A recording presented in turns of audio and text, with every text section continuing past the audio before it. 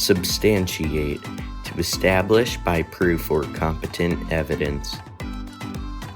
Welcome back to Substantiate. I'm the host, William Glasser, bringing you hypothetical sports matchups every single week.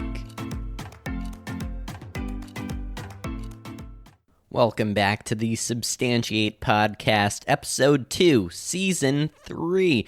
We're getting right back into it with more random questions from the Poddex mobile app. And again, if you missed last week, you can check it out if you want to. It was just another Q&A episode just like this. And we're going to continue them throughout the entire summer. And then we'll be back in the fall or at the end of the summer with more hypothetical sports matchups with guests. So, the first question in the Poddex mobile app today is cereal soup. Why or why not? No, cereal's not a soup. Let's be real. There's no broth. It's just like if you put milk in it, then you have milk in it. But no, no, just no. All right, here's another question about baseball this time. Who is the most underrated baseball player at this time? So I actually made an Instagram reel about this a couple weeks ago. Has, I think, over 1,000 views. I'll check as I'm talking about this. But basically, Buster Posey has had a great season. And obviously, he's had a great career, but he hasn't had quite as good of a season in a while now. So that Instagram reel has 1,240 views. And as of the time that I made that video, which was his first 99 at-bats of the season, he had 8 home runs, was batting .374, had an on-base percentage of .451, and had an on-base plus slugging of 1.108. So that's a pretty good start to the season. You can go check out that Instagram reel over on Instagram, obviously. And yeah, so I think Buster Posey is still the most underrated baseball player this season. All right, here's another baseball one. Will anyone ever win 30 games again in a regular season? No.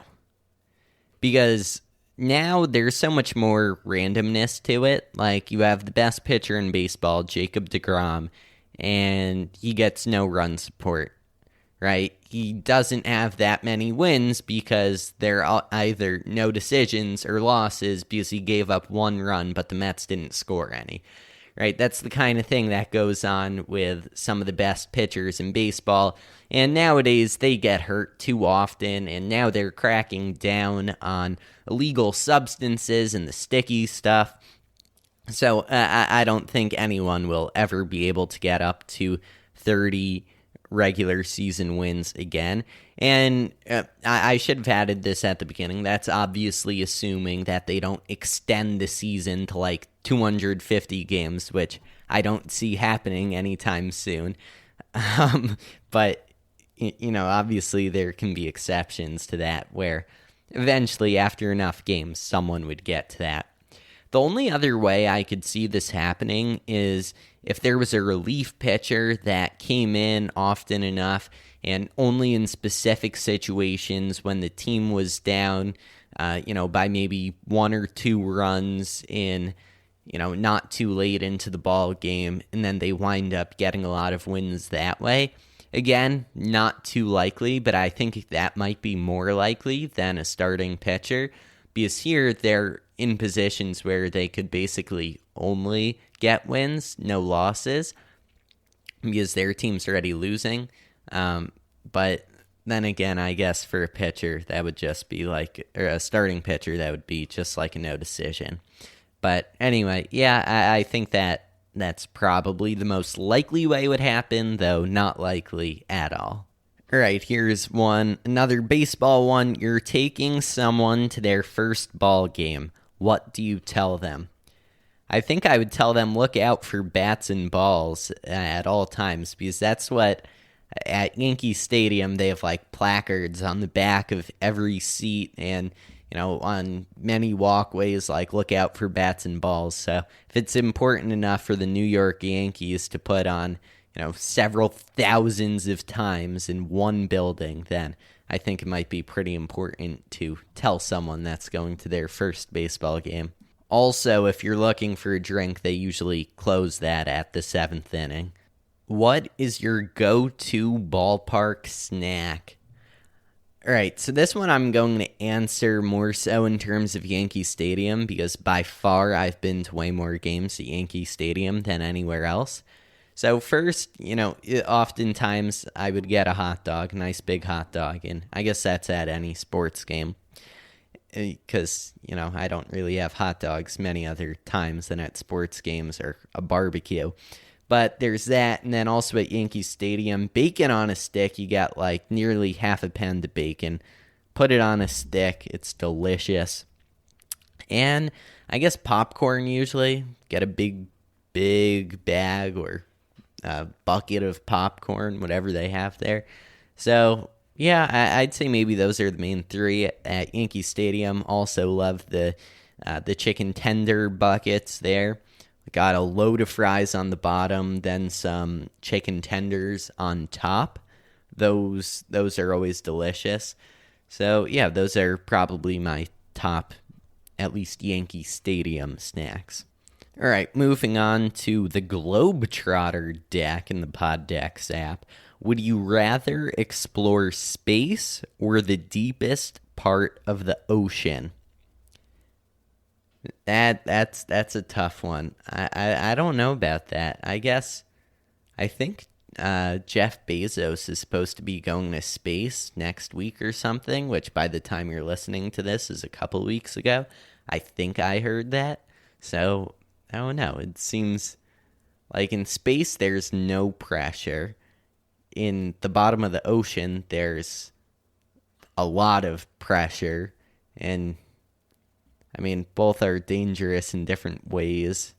I wonder if space feels claustrophobic because, there's nothing, but then at the same time, that means there's nothing.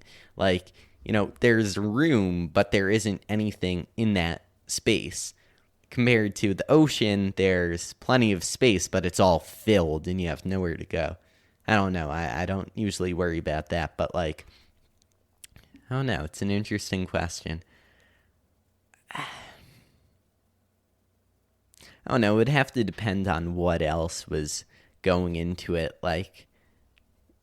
I guess maybe the ocean. It seems safer because it doesn't involve rockets, but I don't know. That one, or just stay on Earth, stay on land, seems fine to me. All right, what was the most important item you have lost on a trip? So this one, yeah, I'm not sure if this counts for this question, but we'll say it does. But basically, 2 years in a row for winter break or Christmas break, we went on a vacation, and the same airline lost my luggage 2 years in a row. So out of my whole family that was with us, of course, they lost my bag 2 years in a row. So then we had to go, and then I think each time it arrived either later that day or the next day. But hey, you know what? At least I was on vacation when it happened. Although, is that a benefit or a bad thing? Because the benefit is you're on vacation, don't worry about it.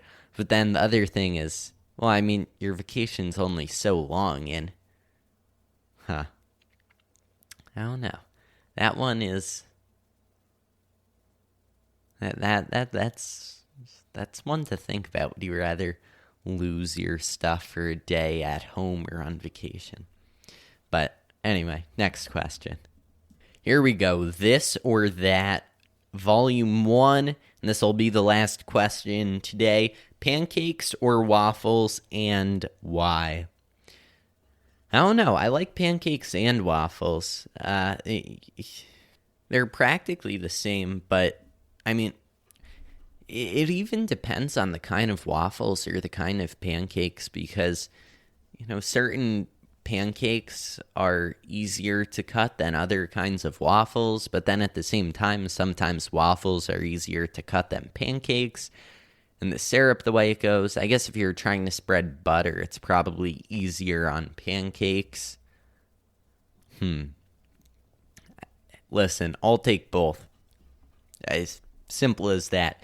If you presented me with a choice, I'd just randomly pick one, I guess. No real reason, but yeah. Anyway, that's going to do it for episode 2, season 3, Substantiate Podcast. And come back again next Wednesday for the 3rd episode in this season. And we're just going to keep going. More pod decks, more questions, more answers. You can always let me know what you think about these questions. Send me an email or a DM. You can find each of those in the description, or in the show notes, of this episode. And I won't be able to read them until I get home at the end of the summer, sometime in August. But let me know what the question is and what you think about my answer or what's your answer, and I'll get to it eventually, I promise. Unless I get like a bazillion messages, but I don't see that happening. So go ahead and do that. Hope you enjoy. Thank you for listening to this episode of Substantiate. The best way to help support the show is to, number 1, tell your friends about Substantiate. That is the number 1 way to support us. The second way is to leave us a 5-star review in Apple Podcasts or Podchaser. Number 3, follow us at SubstantiatePod on Twitter, Instagram, and Facebook. Hello, I'm Anthony. And I'm Dr. Issues. And we're hosts of Capes on the Couch, the podcast where comics get counseling. Superheroes don't always get to go home happy. That's where we come in. We offer psychiatric and mental health analysis of comic book characters. So check us out at capesonthecouch.live and across all social media platforms at Capes on the Couch.